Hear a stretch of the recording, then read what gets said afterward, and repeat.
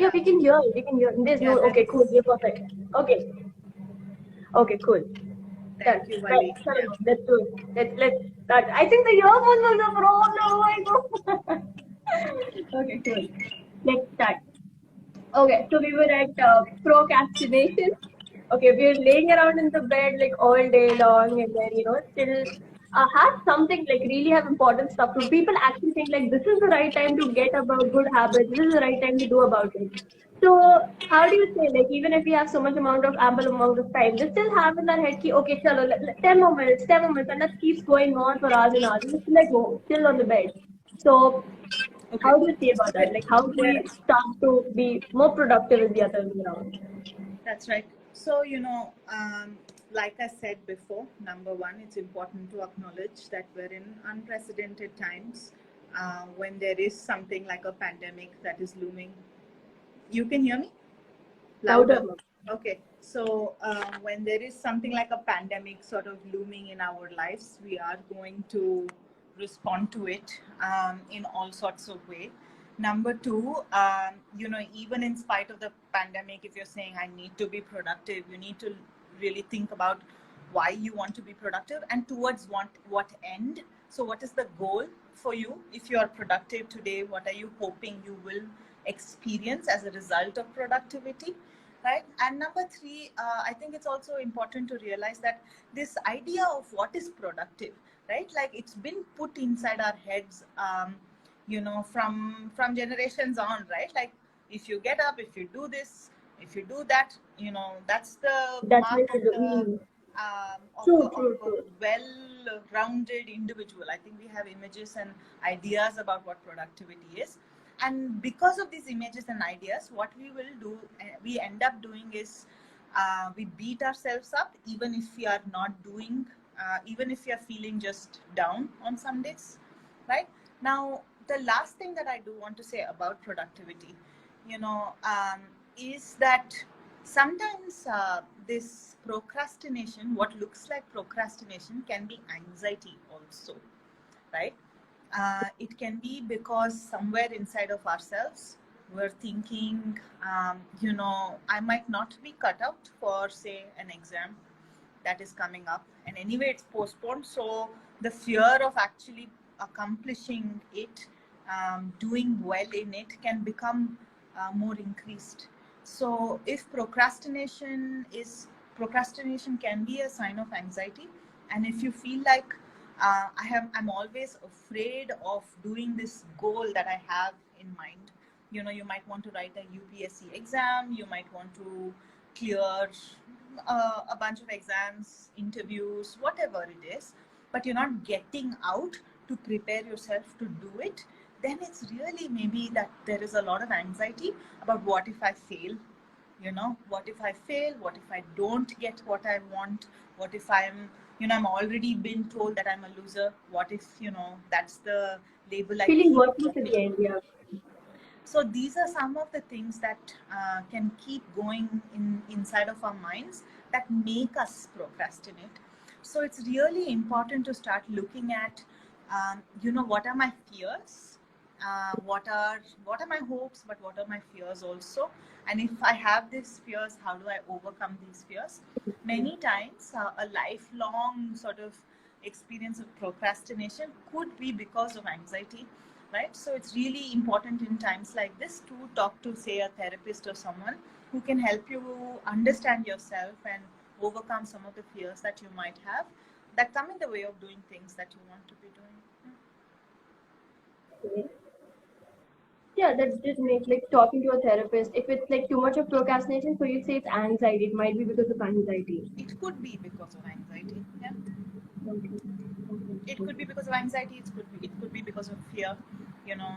It could be fear of failure. Those kinds of things can lead to Yeah. this experience of I really want to do, but I find that every day I'm constantly saying tomorrow I'll do it, tomorrow I'll do it, tomorrow I'm postponing it. It could just be that there is a lot of anxiety inside of you, and you need to really look at it and try to work on your fears. Yeah.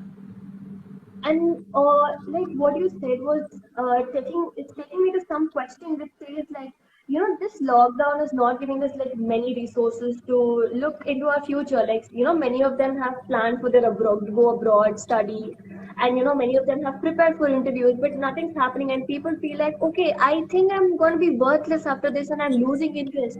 So, how about such kind of people? It's too much of mental pressure, right? Because of that. So, Yes. how do you help us in such situations?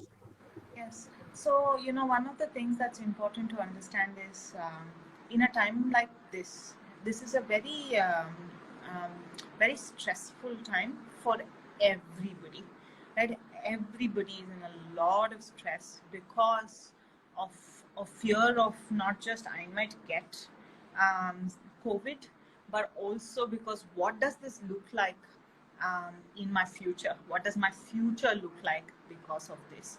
Everybody is experiencing that. True. So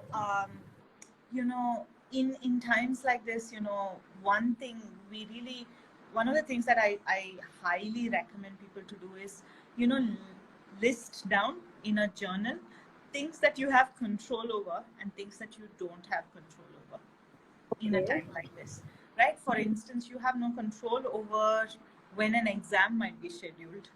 You have no control over how the market economy is going to look like, right? You Mhm. have no control over um, when the lockdown is going to be, opened up, right? We don't have control over these things, but we do have control over things like what can I do today for myself that can help me build the reserves I need, skills I need um, to do the things that I love most, Yeah. even for my future. So it could be things like, focusing on something that I'm really interested in and reading that, right? It could be something as just well, you have control over what you put inside of you in terms of food, what you put inside of you in terms of media, right? What you put, how and who you relate to and talk to in a time like this.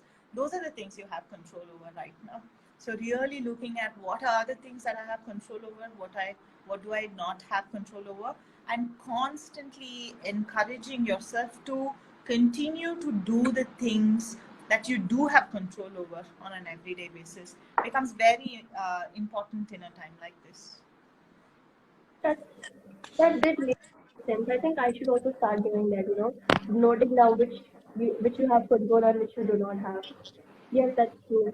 And if you talk about too much of stress, well, most of us are also like away from our dear ones, whether be it best friend, boyfriend, parents, girlfriend, whoever it is. Like we're away from our dear ones, and there seems to be a lot of stress and trying to have that, indifferent thoughts and overthinking. Like, oh my God, what if I fuck up my relationship? What if this is gonna happen?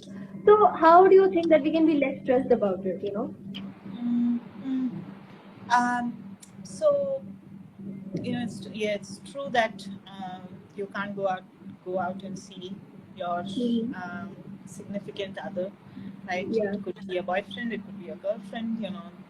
You're probably doing long distance, staying Yeah. in the same city even, and those fears of what if I fuck up might be there, right? But really, I think as much as possible to stay in touch with people. I mean, now there are just amazing ways to stay in touch, right? Like virtually, of course. Um, you have our Instagram live, it appears like, but also, I mean, there are brilliant medias like Zoom or Skype. All of that is present to stay in touch. So it's really important to see how we can continue to stay in touch with people we love. I know that a lot of people are, playing. Is that called house party? Is that what it's called? Yeah, There's a yeah, lot of people yeah. doing playing house party. A lot of friends. So I've had people tell me that for the first time in many years, they've gotten in touch with school friends, and big gangs of people are now playing house party. And it seems like this is also the time where you can connect virtually with people that you have lost in touch with. Mhm. So it's really important to see how can I continue to keep the relationships that are important for me, right? Like fear is going to be there. It's right now, it's a fear is in the air, right? So it's very normal and natural to feel like you're also feeling afraid of what things are going to look like, even in your own relationships. But the more you talk, the more you connect, the more you will be able to see that the relationships that matter will stick around. Yeah. And also, can you add a point to how to stop overthinking about it? Like, uh, okay, even if this light kind of overthinking, like if you like you become too connected virtually and you suddenly do not pick up calls and like, okay, now I think he or she's gonna ignore me, or I don't know, maybe she's trying to not understand me. Such kind of silly questions, and this thing becomes like an anxiety, and then you start to feel very lonely and a lot of it. So, how to stop overthinking about it? Mm. So good question, Yarika. So overthinking can happen uh, because of many things, right? One is maybe you just have a very poor relationship with the person that you are in a say relationship with, and they are making you feel insecure by not staying in touch with you as often, and that's why you're feeling like your mind is going all over the place. Why are they doing this? Why are they doing this? What does this mean? Is this like last time, etc., etc., etc.? Mind will go in these places because the relationship that we may have with that person is not strong enough. And I think so if that's the case, it's important to build and strengthen the relationship.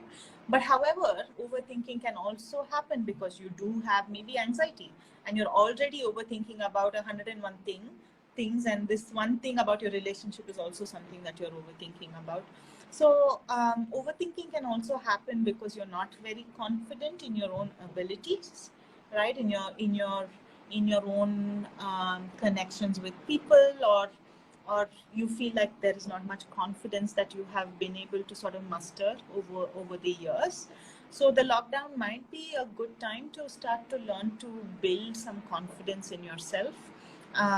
So how to build confidence in oneself? It could be like you guys are doing, join volunteering and to be able to do some good to the society, and to then feel like I'm doing this, and this means that I'm capable of things, right? That is one thing. But another thing could also be that you look at all the things that you have done in your life that have worked for you, and that have given you the things that you want in your life. So the more you build your confidence, it's also possible that the overthinking about relationships can reduce. And another thing with overthinking is distraction strategies, right? So this is when people do a lot of binge watching on Netflix as well. It's not a bad idea that you might binge watch maybe that evening, but tomorrow maybe you can try and do something that are other distraction strategies that allow your mind to not constantly dwell on things that don't work for you. Yeah, that did make a lot of sense. Like, distracting yourself and then trying to build more communication during this time.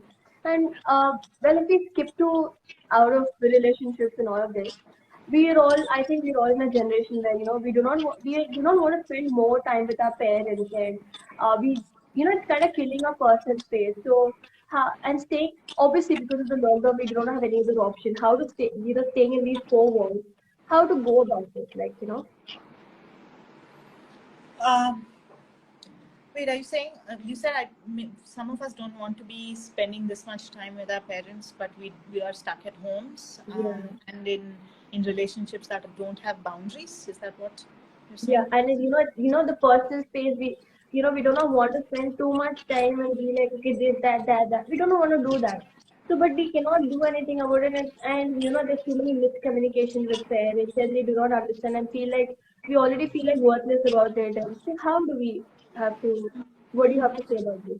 Yeah, I mean, it's a very hard one. I totally understand that.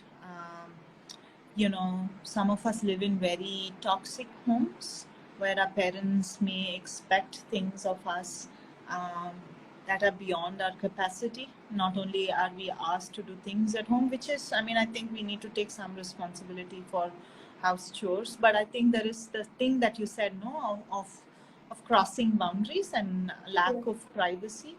Um, you know, this is one thing that I often tell people. I often tell young people, you know, if you behave like a child, you will be treated like a child. You know, so as an adult, as a young adult, I think it becomes important to learn to negotiate with your parents also. You know, try to tell them what is not okay, and to be able to consistently see and negotiate, that can become important. But you know, while I say that, I also want to be mindful of the fact that sometimes it's not possible to keep ourselves protected. Sometimes there is violence at home as well, because of you know, it could be because of anything. It could be because you're a queer person, it could be because, you know, you just divorced, or whatever it is, right? Like there can be a lot of reasons. Or it could be because you failed and you ended up sitting at home, and then the lockdown came and the parents came to know that your results, and you know, it's really bad situation. It could be a lot of things, and I think it's really important to see in what ways you can take care of yourselves, right? As much as possible, to define a boundary becomes very important. And like I said, continuing, it's very, very important to continue to keep virtual connections going with our friends. Yeah. Yeah, also, you know, if we're talking about parents about this, also it gets the point that, like, which is that stage where parents can actually see that, you know, children are going through depression or anxiety. What are the points that they have to really notice and do not panic, like, oh my God, what happened to my child? What do I have to do next time? Like, these are getting panicked. Look, how do you recommend them to calm down and be there for us, like for children, like who are really going through a bad phase? So, what's your thing? Yeah. You know, most parents, most Indian parents, don't say, oh my God, my child has depression. They actually say, this is nothing. You're just overthinking, overreacting. Exactly. So that also. Um, yeah, and you know, they say you don't have a mental illness. There is no such thing as mental illness. You know, suck it up and just keep moving on. I think that's most parents, not all, no, and maybe not even most, many parents say that. And I think it's important for parents to know that having depression, having anxiety, they're all very, very real conditions, very real clinical conditions. And it is important actually to build a relationship with your child that can help them, know that you're there to support them, right? So if it means to take them to a therapist, sometimes a psychiatrist, but also one of the most important things is parents really need to learn to listen to their children, and not have to not listen to react, but listen to just understand. And I think if more parents can just listen to understand their young person's perspective, then a lot of friendship and respect can be developed. And you know, oftentimes in therapy, when parents come, all I'm doing is teaching them how to listen. And parents that come to therapy for their children are brilliant, because they really want to try and they really want to learn how to listen. So for all parents, I highly recommend to learn better ways to listen to your child, listen to your young person, because they know how they want to live and they know how they want to be treated. And also, if it's like the Indian parents, they still feel like, you know, 23, 24, we're still kids and we don't have no idea about what. Okay, you're still a kid. Come on, come. I'll make coffee for you. Like, as if we don't know. I get that. But for the matter of fact, like, you know, for the parents who are listening to this, or parents who really want to understand their child, I think this is very important to listen to the child rather than being like, shut up, you don't know anything. You're still a kid. Don't do that. So, you know, that kind of an attitude, I hope that will make a lot of awareness on at least Indian parents. I'm not talking about the Western culture. Western culture is another thing. But yeah, I think more about being having a more friendly kind of a relationship with parent and a child is going to make it more better, is what you say. Absolutely. So I've got a lot of questions, you know, related to if I did go to therapy, like even if I did go to therapy, if I did not go to therapy, I'm kind of scared because I do not know what people might think about me. How am I going to react to the society? Oh my God, I'm going to therapist. I'm really going to therapist. So what do you say? Like if somebody is coming for depression or somebody is coming for anxiety to address their issue, what are those kind of steps or treatments that they actually go through so that you can just give a gist about what's counseling and what is therapy so that it becomes easy for us to really approach you at any point of time. And it's a beautiful question. Thank you for that.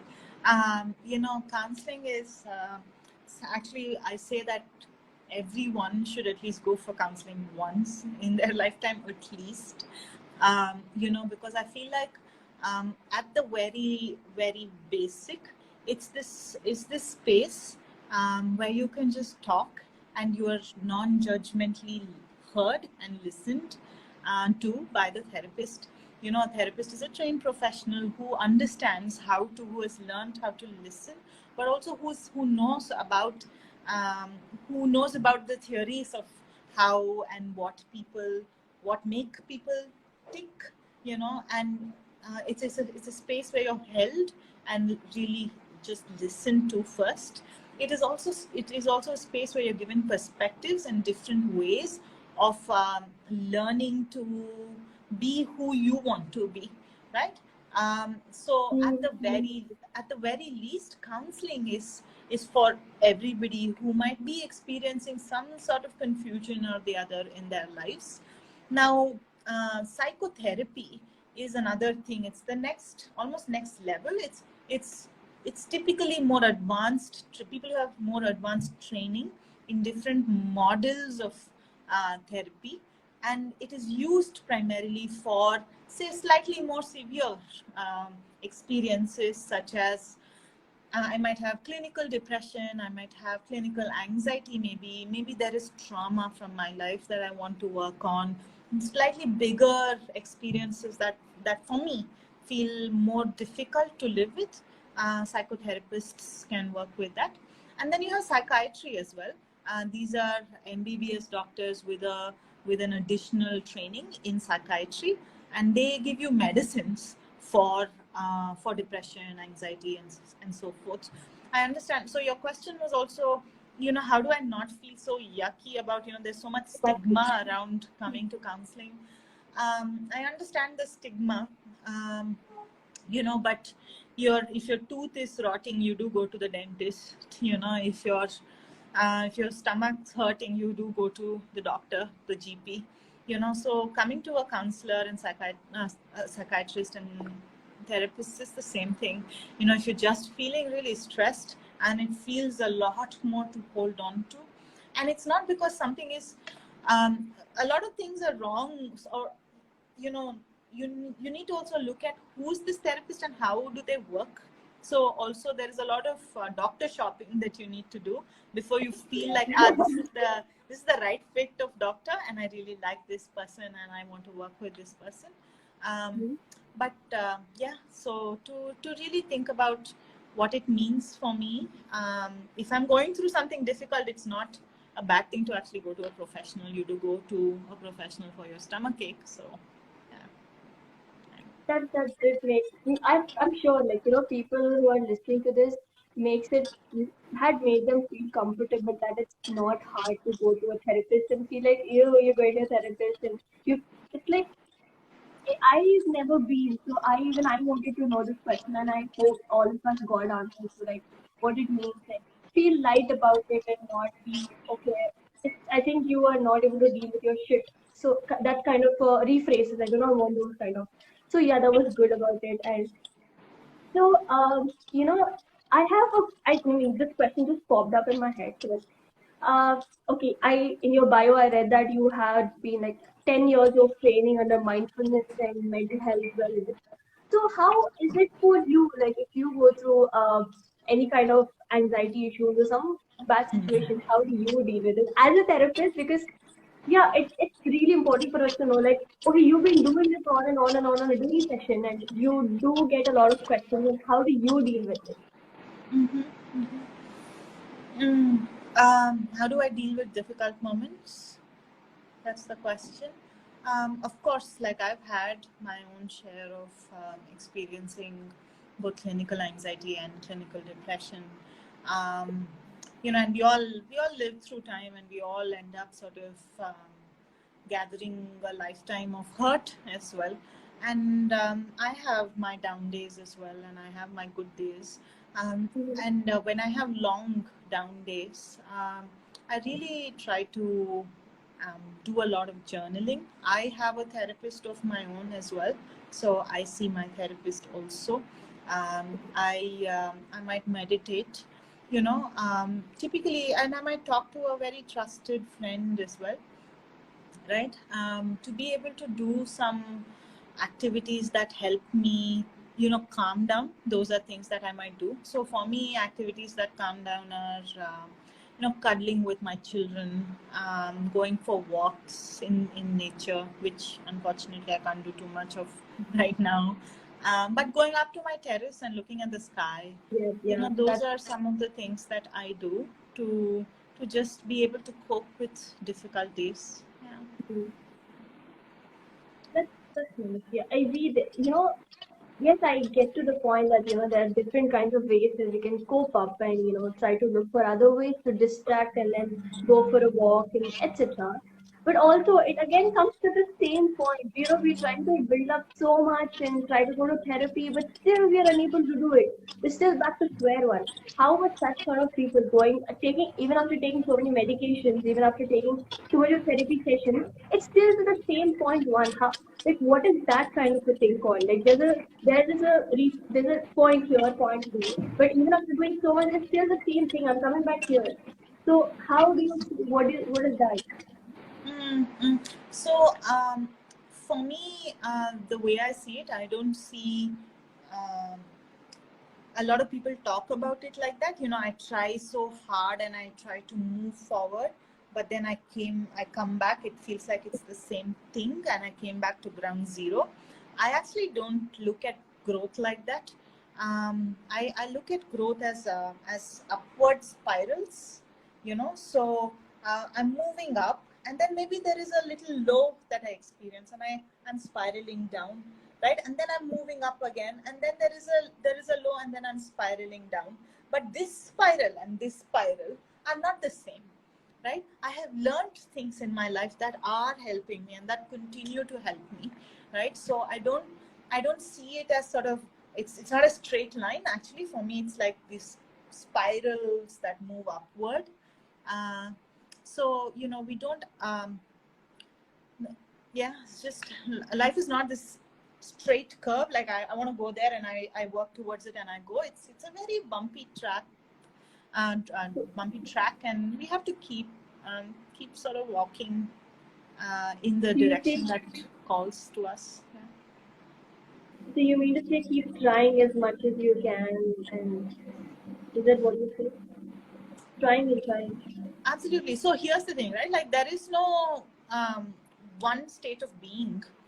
There is no, I have achieved happiness and from tomorrow onwards I will not experience any sadness. Our emotions are polar. Like, if we have sadness, like, in order to have happiness, we should have experienced sadness. Otherwise, you don't know what happiness is, right? So we are going to have difficult emotions be part of our lives. And it's only how much you practice what you want that allows us to sort of keep moving on. It's like what you did today. You kept saying, I'm going to try no matter what. This Insta Live is happening, right? And here we are making the Insta Live happen. So it is. I did not want to give this up. Okay, I did not want to give this up because you took so many efforts. I did not want to give it up. Yeah. That's right, and that's what it is about. You knew that shitty things are going to happen through this live. You knew that we're going to have some struggles, but you kept going, and that's what it is about. We're going to have to stick it out if we want to do what we like doing. Yeah. You're too much positivity. I can feel it. Well, coming back to a totally different kind of a question. So this seems like a really taboo, talking about porn and talking about sex and talking about masturbation. So if I did go back to a few articles and I just look at it, the statistics says like the amount of masturbation they do and the amount of porn consumption has spiked up too much. Maybe because you're too stressed, or maybe because of the lockdown. So, what do you think is a psychological thing? And also, people also said that how are the different ways to conserve this energy and consume it in a different way? So, what is your thing on it? What do you say? Hmm. It's possible that, like you were saying, it appears like the consumption of porn has increased in the lockdown, and there might be many reasons for it. Like, one is definitely it's a lockdown. There is really nothing else to do, or that it's a way of sort of um, a stress reduction, right? And I think it's really important for us to look at what this is for me, this porn addiction. What is it for the person who is maybe addicted to it? That maybe it also comes from this culture of deprivation, right? Like, we are so deprived of connection, we're so deprived of learning ways in which we can connect healthily, ways in which we can socially connect. There are so this culture of deprivation can sort of lead to addiction to porn, because where else do I get connection, right? And it might be connection with yourself, it might be connection with the images that you see, and that it might be that's how it is happening, right? Like, it is something that is happening, and if you are thinking that you do want to be able to do something else other than porn, I think the way to look at it is, um, what else can I do? To start with, you do need to look at, um, I don't want to be watching this much porn, maybe is your goal, right? And you might have to look at how else do you want to schedule your day, what else do you want to do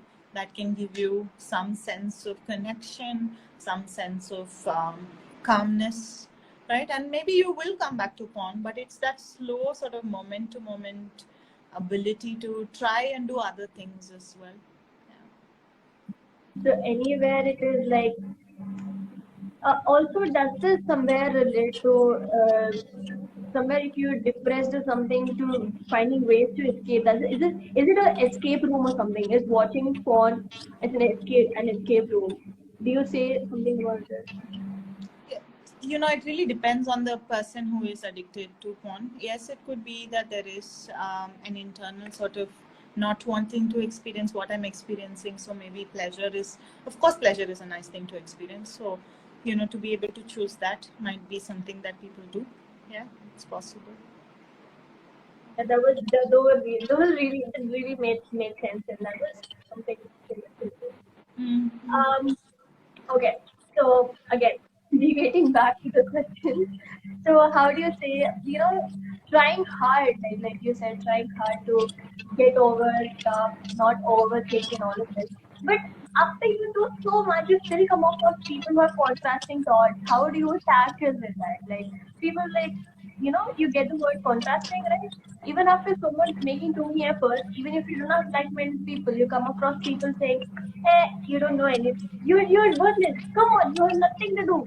So such kind of people, how do you try to tackle or handle such kind of people? I'm sorry, your question is, how do I deal with people who are judgmental? Yep. Oh, I think it's a very hard one to deal with people that are judgmental, right? Like, but that's your question, right? Like, how do I deal with people who judge me for who I want to be, perhaps? Yeah, Okay. yeah. Um, it really depends. I think sometimes we do need to choose our battles carefully, right? Like, who is this person that you want to talk to? And, if this person who's judging you is someone who's a friend, maybe then you might sit down and talk to them. But if it's someone like your parent, and they have judged you for all your life, it might be very difficult to sit them down and say, listen, this is not working for me, So I think with people that judge, I mean, it's a very difficult thing. And we live in a world that is very, very judgmental. It is important to stay around people who don't judge in order to put up with the crap that people give you of the people that judge. So I think you need to find a balance and find sort of solidarity in people that actually care for you also. Yeah.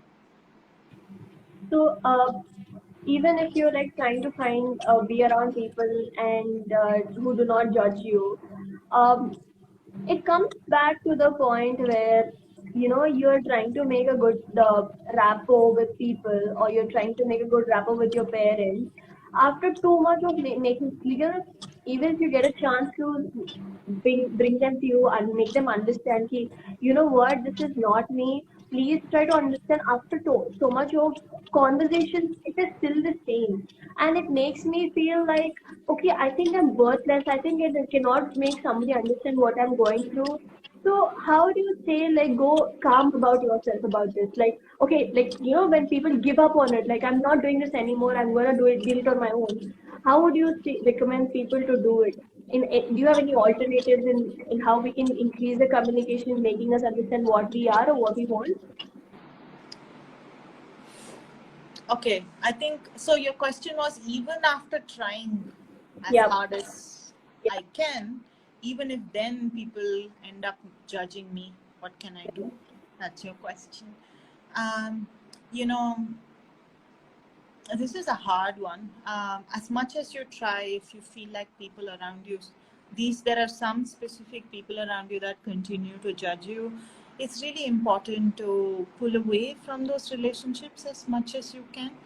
Some relationships, we call them toxic because it's not helping as much as you can. You're trying your best. Maybe you've read some Google articles, you tried some negotiation strategies, you tried some how to be confident strategies, and none of those worked. Then you do need to pull away from those relationships and care for yourself first.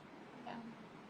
Also, when you pull away from those toxic relationships, what if the relationship is like most important, like your parent? And the first go, what is your first go on? The first thing that we do, like, okay, I accepted the fact that I have to pull away from the person, or what is it? Uh-huh. So, you know, people like your parents, I think it might be, I don't know how easy it might be to pull away from parents in a entirely, cut way. I don't think we can cut and pull Parent away. or anybody basically who's like really close to you, you try to pull away from them and be like, how are you going to deal with them? I think it's very important to look at what aspects am I pulling away from this person. So if it is, say, your parents, they might not understand your choices of I don't know, the maybe political stand that you might be taking. Mhm. And but they there is a lot of love. You go out with them, you spend a lot of time with them.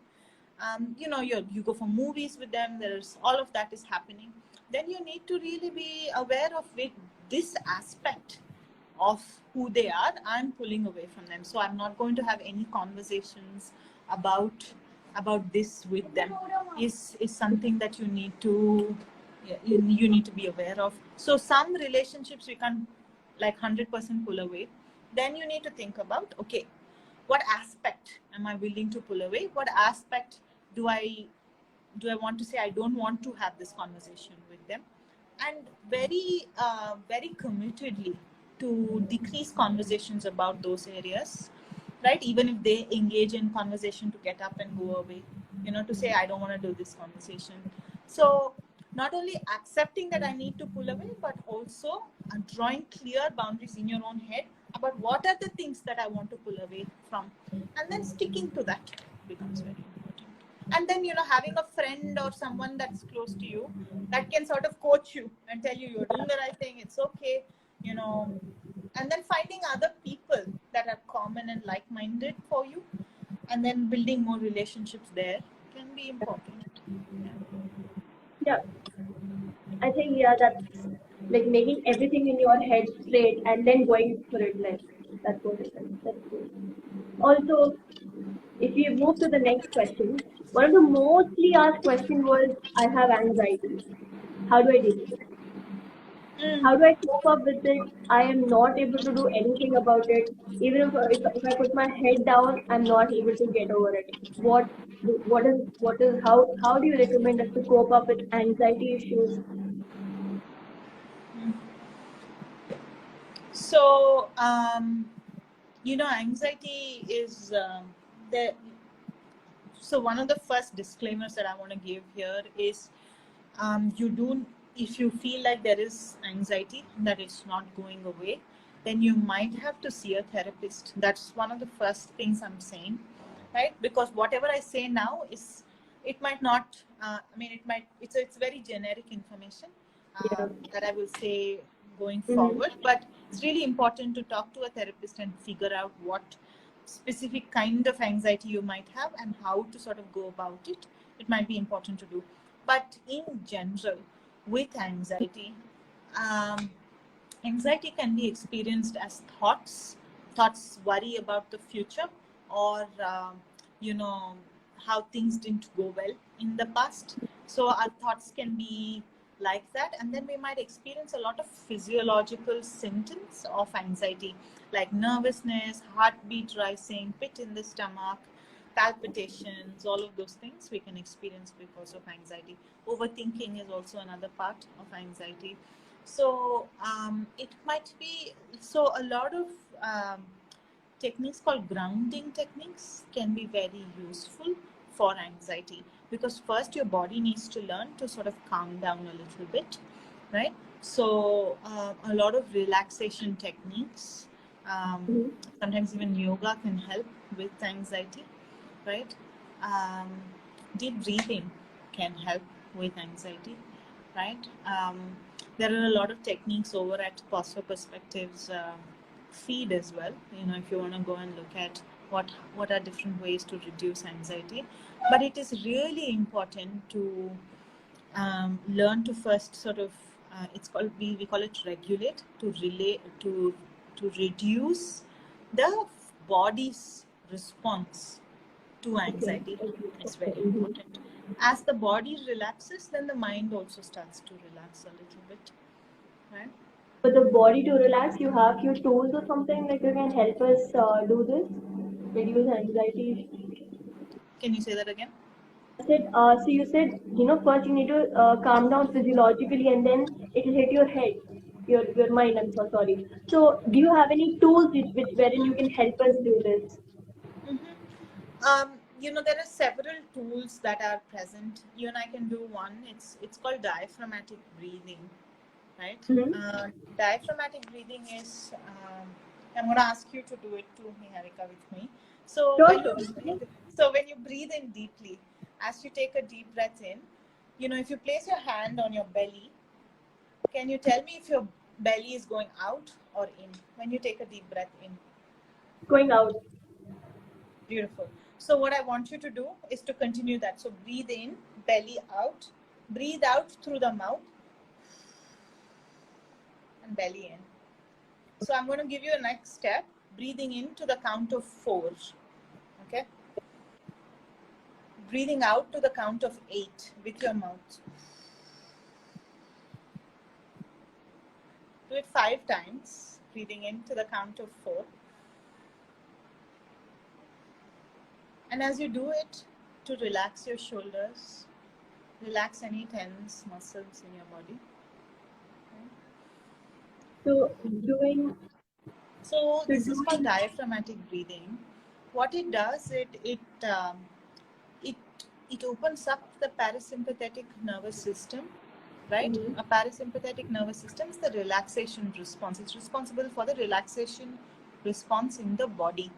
Now, what I tell my clients who have anxiety is actually to do it very regularly, like put an alarm on your phone and every half an hour to do diaphragmatic breathing 5 times, at least for 3 days. Many times after my clients do this for at least a week, they come back with significant reduction in anxiety. Significant, because the body, you're training your body to slowly rewire and calm down a little bit, right? So it's a great technique actually, and I use it a lot in my work and for myself as well. So That was a great one. I'm sure you're gonna try.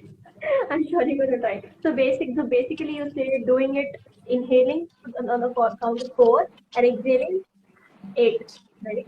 Okay. Good. 5 times. Yeah. I'm gonna do that. Yeah. Well, So you must be having a lot of people coming up to you with a lot of situations. And what is the most thing that people came up during this lockdown about? Hmm. So, yeah, it's usually, there is a lot of frustration, right? Like, because I'm like, what is this stranded at home, and so what is future going to look like? A lot of people sort of, we end up talking about concerns about what future will look like, and also frustration about what is the, and what they're doing right now, and um, how can they use their time at home differently. A lot of people talk about that. Yeah. Get that? Totally. Um, so if I, yeah. So one of the situation questions that I got, and or it can also relate it to me, like back then was, so this girl or he or she says that, so I don't like while working, I'm so distracted, but even after working, suddenly in middle of me doing some middle of something, I tend to break down for no reason.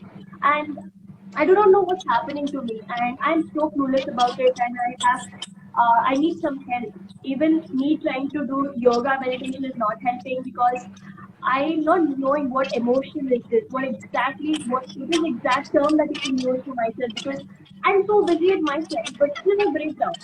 So, what do you think? What emotion is this?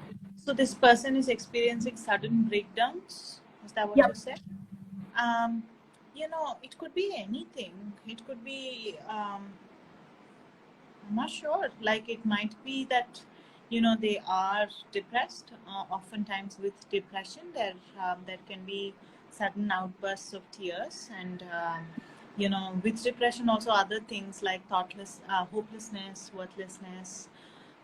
Those can be there too. Poor self-worth can be there.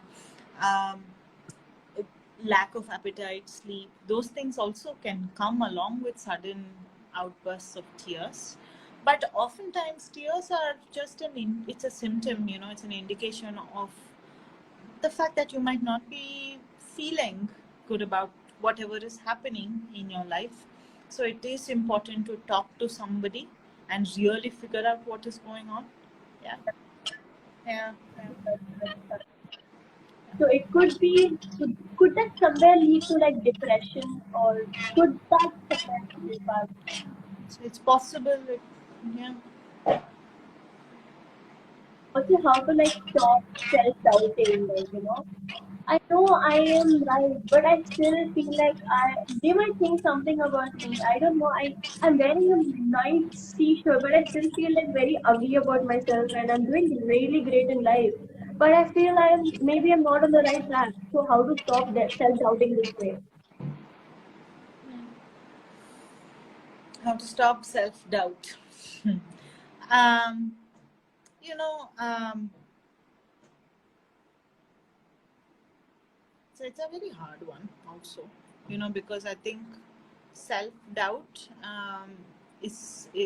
we're socialized into doubting ourselves, right? Like a lot of, as we grow, a lot of people um, say things that make us question us and ourselves. So we doubt ourselves a lot, and maybe some of us have less self-doubt, say, in career, and maybe more self-doubt in our personal romantic lives. And that's also socialization. Maybe we've not gotten enough help and support in one area of our life than the other, and that's why we have doubts in those areas. So in order to work on self-doubt, it's really important. you know um, it's I often say that it's important to build more self-compassion when there is doubt, because self-doubt might not be something that entirely goes away. Some amount of self-doubt might be needed for you to keep improving on things around you, yourself, all of that, right? So when self-doubt is present, I think it's important for us to build more compassion towards ourselves, right? So some of the ways to build compassion is to even imagine, if I'm doubting myself so much, if my friend, my closest friend, were doubting herself the way that I was doubting myself, what would I say to her? And to be able to practice some of that towards yourself can be important. That's so true. Like Mm. I did not know that. Yeah, true. So one of the most finest questions that I like might look silly to a lot of us, but actually this is something serious. Like so, she or he says that I'm eating too much because of the lockdown. I'm not able to control myself, and it's really upsetting me. So how do I go? How do I try to deviate myself about it? Eating too much, binge eating, is that what you said? Okay. So binge eating can happen because of several reasons. We don't eat only because of physical hunger. We sometimes eat also because of emotional hunger. Um, we eat because of mouth hunger. Like my mouth wants to taste different things. I might eat because of that, right? I might eat because of different. I mean, stress also, which is emotional again, right? So it's really important to look at, am I eating because I'm physically hungry, or am I eating because it is fulfilling an emotional need for me? And if it is fulfilling an emotional need, or if it is because of stress, I think we do need to think about what is really going on for us, what kind of emotional starvation are we feeling, what do we want in our emotions, and how to sort of fulfill that. Sometimes, you know, um, sometimes when you're feeling like an urge, instead of eating, to use, I often encourage people to do drawing just before they go eat something when they're feeling emotional hunger. So to just get crayons or whatever colors you might have at home right now, and just put out there all kinds of sort of, you can scribble, or you can just That's put such a out cute there thing all to the do. emotions. Yeah, that. Um, and colors are representative of our moods also. So maybe if you're feeling somewhat, and then you want to reach out to the food counter, you can actually leave crayons right between you and the food counter, and before you go to sort of just color and get it out, and then to walk towards the kitchen and maybe choose something, because it's not easy to break a habit, but it is important to open up to the intention of wanting to break the habit. So, creating as many sort of barriers before you go take that food. And even when you take that food, to be able to eat it with a lot of love for the food. If you're able to indulge in all your senses, your sight, your smell, the taste, the touch of the food, if you're able to slow down and really enjoy the food with all your five senses, how much you eat also will be reduced. Oh, Yeah. Because you're starting to listen to your body, right? And you take that mouthful, really watch it go into your stomach, see how that feels like, and then pick another one. So how much you eat actually eventually ends up being reduced as a result of it. Yeah. this, this, I think this is like really different. Like crayon thing, coming to scribble it, and yeah, that's Yeah. something I never heard of before. But like Yeah. all of us should try doing that Yeah. because yeah, what to do in lockdown? Like Yeah. so many different kind of thoughts, like do this, do that, and Yeah. when so let's go into a transition of trying to get to open comment section. So let's see if we can look for comments. If people are trying to ask any questions for us. So I'll just turn on the comments. Sure.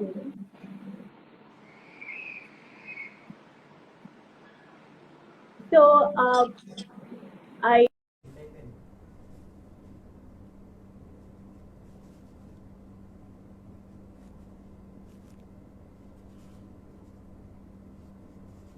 Oh my god,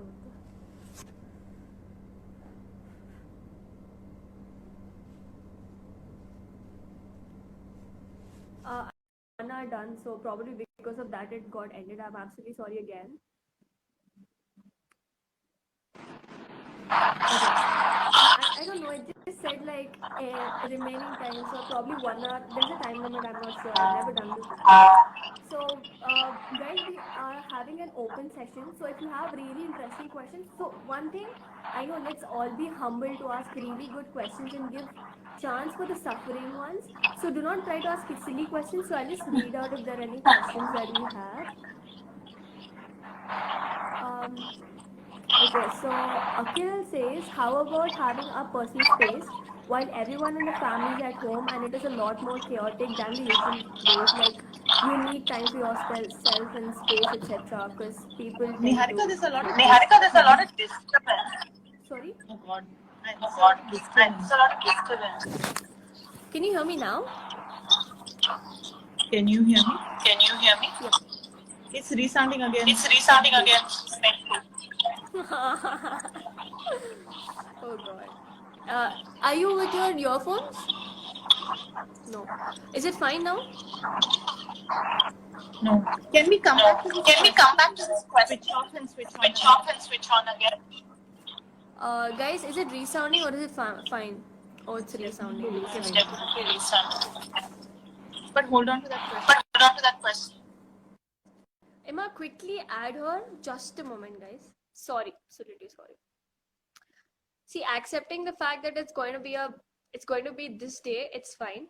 You know, such a bad resounding on my end, bro. Is it resounding from my end? My end, resounding from my end. Some.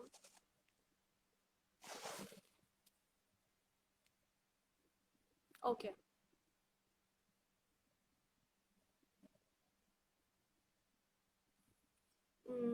Is it?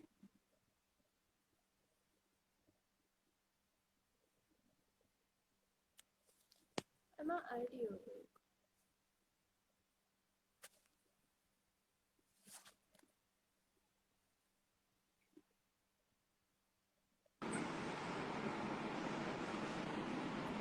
Can you hear me? I can't seem to hear you.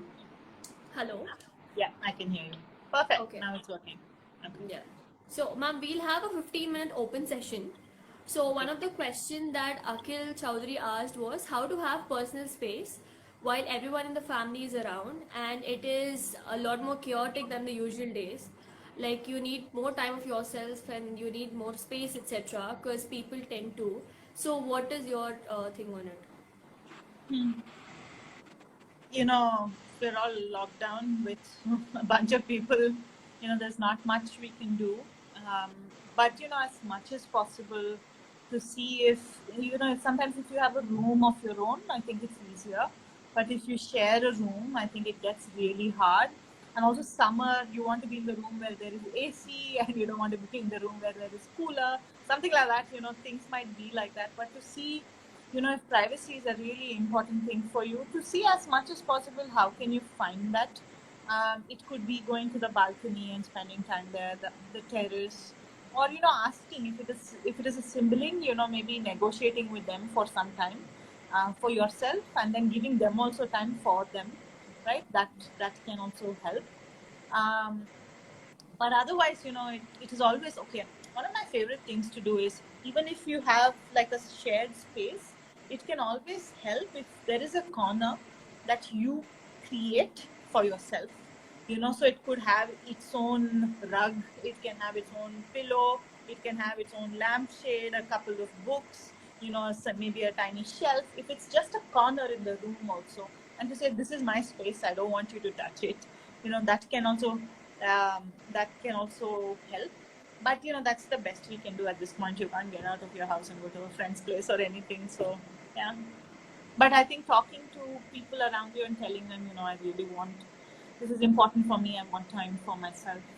How can I make sure I give you also time? Maybe that kind of conversation can help, but it really depends on the kind of household you are in and what is accepted there. So, yeah, it's a hard one. Okay. Well, if to look into other questions, how to overcome insomnia these days? How to overcome insomnia? There is no sleep at all, like or is it just so? I mean, I have a lot of follow-up questions about insomnia, but I think one of the best things to do, if you really do want to catch your full 8 hours of sleep, then you need to make sure your bed is only used for sleep and you're not working on your bed also. Mm-hmm. If you create a habit where you make sure the bed is only for sleeping and you come to bed only to sleep, then that sort of habit of allowing the bed to be the sleeping spot and not sitting and working, talking to my friends, all of that, that can help also. That's one of the most important things. So on the bed, you can hear some calming music or relaxation meditations to go to sleep, and that can help. Yeah. But you need to have a, if you want like 8 hours of full sleep, then there needs to be a routine. There needs to be some exercise in place that can help your body sort of calm down towards the end of the day. Eating well, all of that has to happen if sleep needs to happen. Yep. Made sense. Made sense. So, okay. Sid Thakur says, I am tired even after proper 8 hours of sleep. What do I do? Um, there might be more going on than just, you know, um, just insomnia related issues there. There can be anxiety that is not making you feel rested. Sometimes, if you have depression, that will make you feel not rested after a full 8 hours of sleep. So it is important to look and talk to your therapist if you have a therapist to talk to, or seek and look out and find a therapist and see if you can talk to them about this situation, because you're having 8 hours of straight sleep and you wake up feeling tired, then there's a lot more going on, and it's possible that it is a clinical condition. So it needs to be checked out. I hope you got your answers, Sid Thakur. So, well, yeah. Uh, it's making us feel replacing for it to be sorry. We, I think we got into relationship questions too much. How to get over long distance relationship? Okay. Any other uh how to overcome late night problems? Once I okay. Srinitya's question says, once I know fear, how do I defeat it? I feel so insecure for no reason. Sometimes it leads me to a depressive state. So yeah. Um, She so I says think, she knows her fears, but she doesn't know how to yeah, defeat them. yeah. Just knowing the fear is not enough to defeat it, right? Looking at why the fear is there and actively working on challenging the fear might be important. If fear is because of difficult people around you, difficult situations around you, then that fear might be there and it might be very hard to overcome the fear because the situation is happening right now and you're not able to shake it off. But if it is a fear of, the future or something like that, then it's really important to start to challenge the fear also. Writing down what fearful thoughts you have and trying to ask yourself how to sort of, is it real? Asking yourself, is it real? Is it kind? Is it useful right now? And to see if you can sort of allow for and generate sort of opposite thoughts that can help you build on positivity, that can help as well. Yeah. You can talk to your therapist also if you have a therapist, how to decrease. Okay, you go ahead and read. I won't. Okay. Also, how to like? There's a question that was asked, just hit my head. Like, how to cope up anger? Like people had gyms to vent out all of this. Now there, because of lockdown, there's nothing, or probably other ways to vent out, like maybe take a walk in the park. But there's nothing. So how to cope up with anger when you're surrounded too many people who are like really irritating, or any kind of situation? Um, so, you can definitely Google some of the most possible things to do, such as, breathing or talking, taking a pause before you respond. All of those things are there and it's easily available on Google. But I do want to say that with respect to anger, I find anger as a very powerful emotion, and it's an emotion that that is present as a way to teach us about what we really want for ourselves. I might be angry that, every time I talk to my mother, she says something negative to me. And if I'm angry about that, it tells me about what I want from this relationship, right? It tells me that I want a non-judgmental, loving person to receive what I say. And if that's what I want, my anger has given me the answer, right? It's telling me I want love, I want care. And maybe you can use that to have a conversation with your mother and say, what I want as a response is this possible to give just for the next 5 minutes as I talk?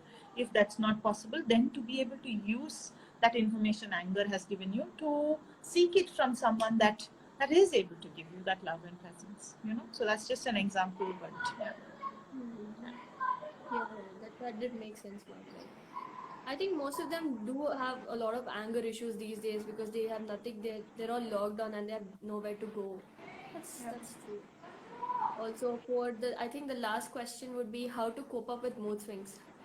PMSing, maybe. How to cope up with mood Mood swings? swings. What did you say? PMSing. PMSing. Yeah. I mean, if you're PMSing, then just wait for it to go away. But I mean, how do we cope up with mood swings? By taking care of ourselves, really. If you know that you are in a low, like I was telling you, Niharika, you had asked me, what do I do when I'm feeling low?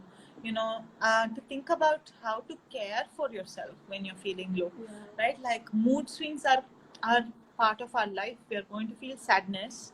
If you want to feel happiness, there's going to be sadness in your life also. Otherwise, you won't know what happiness is. So Exactly. mood swings might happen, and if it does happen, how can I take care of myself at that time? I'm feeling sad. Can I just cry for some time? Write in a journal what I'm feeling. Talk to a friend about what I'm feeling, and then eventually the mood will lift. If it doesn't lift and you find that you're depressed for days on end, then you really do need to talk to a therapist and figure out what to do. Yeah. True. Yeah. And that's like I think this comes to a point where we really have to listen to ourselves and understand what we're going through rather than being like, okay, running away kind of, Yes. and just Beautifully be said. calm about. Beautifully said. Absolutely. So, ma'am, I think we are almost at the end of the session after so many struggles, and Yes. I'm really happy that you stuck with me and did not give up. And thank you so much for taking out your time. And the way you responded when I first asked you was like, "Wow, I'm so excited to do this with you." It was like really sweet, and hoping we would have another session and hoping such kind of mental health awareness. And I really appreciate you for doing the fact that what you're doing every in on a daily basis with so many people and understanding. I know it must be really hard for you. Also, please take care of yourself, and thank you Yes. viewers for like joining us back again. And it's really happy to see you stick with us. And yeah, that's all about it. If you Thank you have so anything much. to say, Yes, no, thank you so much, Niharika, for giving me the opportunity and also sticking around uh, and ensuring that we figure out this Insta Live. I'm so glad that we were able to do some of it quite well, smoothly. So good job for us. And thank you so much for people. I think really sweet responses. A lot of really good questions that we couldn't completely cover are also there. But thank you so much for staying around and doing this with us. So yeah. so if there's any kind of questions if I did not cover, I'll send it to you, ma'am. And also whatever resources that you have given, like your links or your website links, I'll share it in the description so that they will be able to come back to you at Pause for Perspective or anywhere. Awesome. Sounds good. Thank Thank you you, so much. Niharika. Yeah. Bye bye. Take Bye. care. Yes.